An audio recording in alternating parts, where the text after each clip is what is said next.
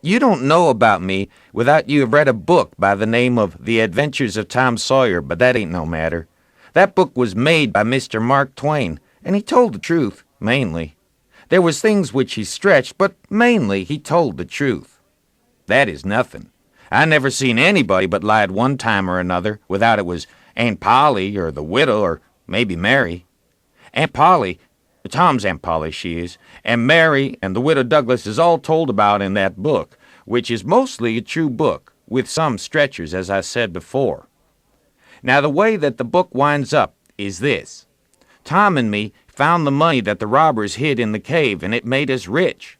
We got $6,000 apiece, all gold. It was an awful sight of money when it was piled up. Well, Judge Thatcher, he took it and put it out at interest, and it fetched us $1 a day apiece all the year round, more than a body could tell what to do with.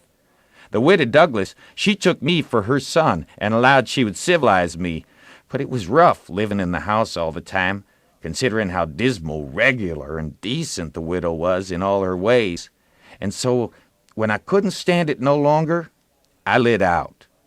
I got into my old rags and my sugar-hogshead again and was free and satisfied.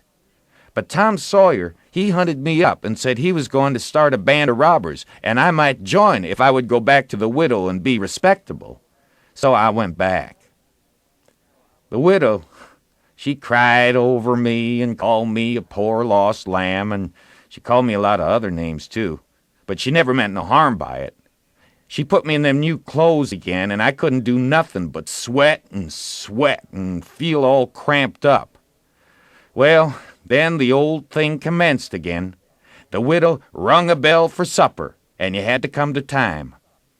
When you got to the table, you couldn't go right to eating, but you had to wait for the widow to tuck down her head and grumble a little over the victuals, though there weren't really anything the matter with them.